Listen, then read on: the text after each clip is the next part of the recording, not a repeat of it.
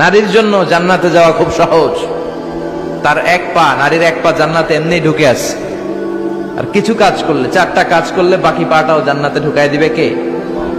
বিশ্বনবী বলেছেন 4টা কাজ যদি কোনো নারী ঠিকঠাক মতো এই দুনিয়ার বুকে করতে পারে, আল্লাহ তাআলা 8টা জান্নাতের দরজাই নারীর জন্য খুলে দিবে।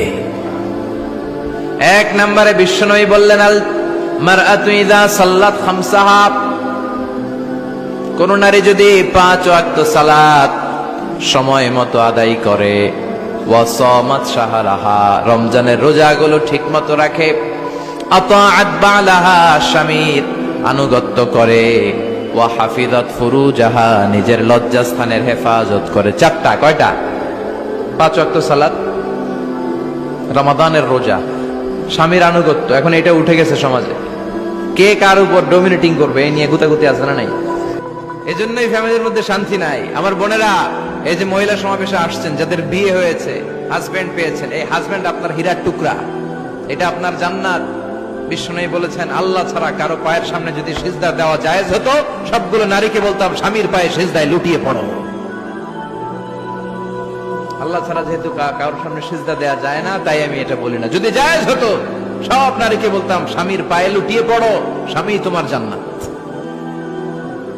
5 ওয়াক্ত সালাত পড়বেন, রমাদানের রোজা রাখবেন, স্বামীর আনুগত্য করবেন, নিজের লজ্জাস্থানের হেফাজত করবেন, নিজের সতীত্ব, নিজের সম্মানের হেফাজত করবেন। এই 4টা কাজ যদি কোনো নারী দুনিয়ার বুকে করতে পারে, তার জন্য 8টা জান্নাতের দরজা খুলে দিবে কে? আল্লাহ। এজন্য বোনেরা, আপনাদের জন্য ইসলাম পালন করা সহজ। আপনারা হচ্ছেন অনেক বড় একটা ইনস্টিটিউশন, কারণ আপনার ছেলে মেয়েদের প্রথম শিক্ষা প্রতিষ্ঠান আপনি নিজেই।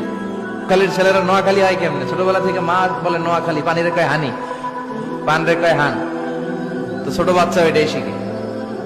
আমেরিকান ছোট ছোট বাচ্চা ইংরেজি পারে কেমনে? ওর মা থেকে শিখে। তাহলে মা প্রথম শিক্ষা প্রতিষ্ঠান নয়? মা হচ্ছে the first institution for every child. পৃথিবীর সব মানব শিশুর জন্য মা হচ্ছে প্রথম শিক্ষা প্রতিষ্ঠান। এজন্য আমি বলি, বাপ ভালো তার বেটা ভালো তাই, মা ভালো তার ঝি, গাই ভালো তার দুধ ভালো রে, দুধ ভালো তার ঘি। বাপ যদি ভালো তো বেটা ভালো, মা ভালো তো ঝি ভালো, দুধ গাই ভালো তো দুধ ভালো, দুধ ভালো তো ঘি ভালো, তাই না? এই নারীদের পেট হচ্ছে খনি, তেলের খনি, গ্যাসের খনি, স্বর্ণের খনির চেয়ে আমি বলি এটা দামি খনি। এই নারী যদি হেজাব মেনটেন করে, কোরআন পড়ে, সুন্নাহ পড়ে, তাহলে এই নারীর পেট থেকে বড় বড় আল্লাহওয়ালা বেরোবে, দেশপ্রেমিক লোক বেরোবে, ভদ্র, সালেহ, শহীদ, নবী, সিদ্দিক এরা বেরিয়েছে, ঠিক কিনা? আরে একই নারী যদি ইসলাম না মানে, স্বামীর আনুগত্য না করে, সালাত না পড়ে, কোরআন সুন্নাহ না মানে, তাহলে এই পেট থেকে বড় বড় ডাকাত, দুর্নীতিবাজ, দেশের সম্পদ যারা লুণ্ঠন করে, অন্যকে হত্যা করে, জুলুম নির্বিচারে করে, এরকম ডাকাত বেরোবে। এজন্য নারীরা সবচেয়ে বড় সম্পদ। বিষ্ণু বলেছেন, দুনিয়া কুল্লুহা মাতা ওয়া খায়রু মাতা'আদ দুনিয়া আল মারআতুস সালিহা। এই দুনিয়ার সবকিছু হচ্ছে সম্পদ, আর এই সব সম্পদের মধ্যে সবচেয়ে দামি সম্পদ হচ্ছে নেককার নারীরা। তার মানে এই জুরিতে যা তোমরা দেখো সব সম্পদ, আর এই সব সম্পদের মধ্যে দামি সম্পদ এই প্যান্ডেলের ভিতরে যারা আছে, এরা নেককার না? নেককার না হইলে ওয়াজ শুনতে আসতো? এই প্যান্ডেলের ভিতরে যে বোনেরা, এরা পৃথিবীর সবচেয়ে দামি সম্পদ। এজন্য নিজেকে চিনেন, নো দাই সেলফ। আপনারা যে কতটা দামি, আপনারা যে কতটা সম্ভাবনাময়ী, এটা একটু বুঝবার চেষ্টা করেন। আবার বিশ্বনবী নারীদেরকে অনেক বিষয়ে সতর্ক করেছেন যে খবরদার এগুলো করো না। নারীদেরকে টাইট ফিটিং জামা পরতে নিষেধ করেছেন। আল কাসিয়াত আল আরিয়াত আল মাইলাত আল মুমিলাত। কিছু কিছু বোনেরা এমন টাইট বোরকা পরে, তার দেহের সব উঁচু নিচু ভাঁজ টের পাওয়া যায়, পুরুষরা আরো বেশি আকৃষ্ট হয়। এই বোনদের ব্যাপারে আমি বলি, বিশ্বনবী বলেছেন, লা ইয়াদখুলনাল জান্নাতা ওয়া লা ইয়াজিদনা রিহাহা। তারা জান্নাতে তো ঢুকবেই না, জান্নাতের ঘ্রাণও এদের নাকে লাগবে না। এখান থেকে জান্নাতে পৌঁছতে আরো 500 বছরের রাস্তা, এত দূরে থাকতেই জান্নাতের ঘ্রাণ আপনার নাকে এসে ধাক্কা দিবে। তারপর ওই নারীরা জান্নাতে ঢুকতে পারবে না। টাইট ফিটিং জামা আছে না নাই? এখন বোরকার মধ্যে অনেক ডিজাইন, ইদানি এদিকে কিছু ডিজাইন করে পরে, এদিকে করো না, এদিকে করো না, এদিকে করো না, 4টা গম্বুজ বানায় এই জায়গায়, আছে না নাই? এগুলো করে, তো এগুলো করলে তার পর্দার চেয়ে তার সৌন্দর্যের প্রকাশ আরো বেশি হয়ে যায়। এরপরে বিশ্বনবী নিষেধ করেছেন ঝাঁঝালো পারফিউম দিয়ে বেরোতে নিষেধ করেছেন। আমার বোনেরা, নিজেদেরকে ক্লিন রাখবেন, পরিচ্ছন্ন রাখবেন অলওয়েজ। আপনি গায়ে ডিওডোরেন্ট, দুর্গন্ধনাশক পারফিউম দিতে পারেন, তবে সেটা জামার ভেতরে, বাইরে যেন প্রকাশ না পায়। অনেক মহিলা সেজে গুজে বোরকাটা পরে বোরকার উপরে মারে দুইটা, আছে না নাই? এই ঝাঁঝালো গন্ধ আশেপাশের যতগুলো পুরুষের নাকে যাবে আপনার প্রতি আকৃষ্ট হবে। বিশ্বনবী নারীদেরকে জানিয়াদের সাথে তুলনা করেছেন, বলেছেন এরা জিনাকারী, এরা পর্দাওয়ালী নয়, এরা বোরকা পরে বেরোলেও লাভ হবে না, এরা জিনাকারিনী। কারণ এরা এদের গায়ের ঝাঁঝালো পারফিউম সুগন্ধ দিয়ে পরপুরুষকে আকৃষ্ট করার চেষ্টা করেছে। এটা একেবারে নিষেধ, এটা করবেন না। তাহলে টাইট ফিটিং বোরকা পরবেন না, ঢিলে ঢালা পরবেন, পাতলা জামা পরবেন না যে জামা দিয়ে আপনার শরীর দেখা যায়। নাম্বার 3, ঝাঁঝালো কোনো পারফিউম গায়ের মধ্যে মাখবেন না। নাম্বার 4, বিষ্ণু বলেছেন খবরদার আলগা চুল লাগাবে না কোনো নারীরা। লাগায় অনেকে, জুরিতে এগুলা নাই। অনেক নারীর চুল হয়তো ছোট, সে আলগা চুল লাগায়া সুন্দরী সাজে, বিশ্ব সুন্দরী ঐশ্বরিয়া রায় হইতে চায়, আছে না নাই? না, আল্লাহ যেটা দিয়েছে ওটাতে আপনি সন্তুষ্ট থাকেন, আলগা চুল লাগাবেন না। এরপর বিষ্ণু ব্রু প্লাক করতে নিষেধ করছে। ব্রু প্লাক আছে না? পার্লারে গেলে কিভাবে যেন এদিক দিয়ে ব্রু প্লাক করে একেবারে চিকন করে দেয় এই দুইটা। না, এটা নিষেধ। ব্রু প্লাক করতে বিশ্বনবী নিষেধ করেছেন। আমার বোনেরা, আপনারা এটা করবেন না। এরপরে বিশ্বনবী নিষেধ করেছেন তোমরা একে অপরকে লাআনত দিবে না। 2 কারণে নারীরা জাহান্নামে যাবে বেশি। বিশ্বনবী মেরাজ থেকে এসে বললেন, ইয়া মা'আশারান নিসা, ও নারীরা, তাসাদ্দাকনা, তোমরা বেশি বেশি সদকা করো, দান খয়রাত করো।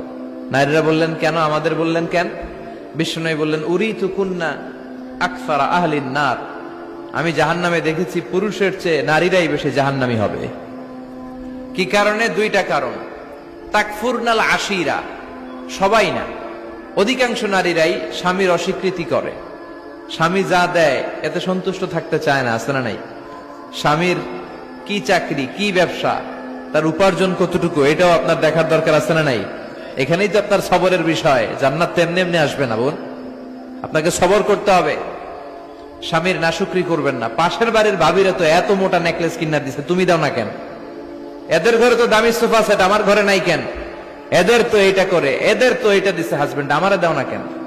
এই যে নাশুকরি, এটা তাকে জাহান্নামী বানাবে। 2 নাম্বার, তুকসিরনা লা'না, তোমরা একে অপরের উপর লানত দাও। নারীরা রেগে গেলেই একজন আরেকজনের লানত দেয়। হেতুর উপরে আল্লাহর ঠেড়া হইতো, হেতুর উপরে আল্লাহর গজব হইতো, মানে তার উপর আল্লাহর গজব পড়ুক। এভাবে ঝগড়া লাগলে এক মহিলা আরেক মহিলাকে লানত দেয়। জুরির বোনেরা অবশ্য এগুলো দেয়টাই না, মাঝে মাঝে দে। আচ্ছা, তো এগুলো করা যাবে না। স্বামীর নাশুকরি করা যাবে না, এরপর লানত দেয়া যাবে না। এই যে বিশ্বনবী যেগুলো নিষেধ করলেন, এগুলো থেকে যদি আমরা বেঁচে থাকি, আর যে 4টা কাজের কথা বললেন, এগুলো যদি আমরা করি, তাহলে জান্নাতে যাওয়ার পথকে আমাদের জন্য সহজ করে দিবে কে? আমি সব সময় নারীদেরকে 6 জন নারীর জীবনী পড়তে বলি, আপনারাও পড়বেন, বাজার থেকে কিনবেন। আসিয়ার জীবনী, এটা প্রত্যেক নারীর জন্য পড়া ফরজ। এরপরে মারিয়ামের জীবনী পড়া ফরজ, মারিয়াম আলাইহিস সালাম। 2 জন গেল। 3 নাম্বার, বিশ্বনবীর প্রথম স্ত্রী খাদিজা আল কুবরা তাহেরা। 4 নম্বরে বিশ্বনবীর একমাত্র কুমারী স্ত্রী আয়েশা রাদিয়াল্লাহু তাআলা আনহা, মা আয়েশার জীবনী পড়তে হবে। সবশেষে বিশ্বনবীর কলিজার টুকরা, নয়নের পুটলি ফাতেমাতুল আয-জাহরা, এই ফাতেমাতুজ জাহরার জীবনী পড়তে হবে। তোমরা ফাতেমাতুজ জোহরার জীবনীতে আছে না নাই? তাহলে এই কয়েকজন নারীর জীবনী পড়তে হবে। আর যে 4টা কথা বিশ্বনবী বলেছেন, এগুলোর উপর আমল করতে হবে। তাহলে আমাদের নারীদেরকেও জান্নাতি বানাবে কে? আল্লাহ।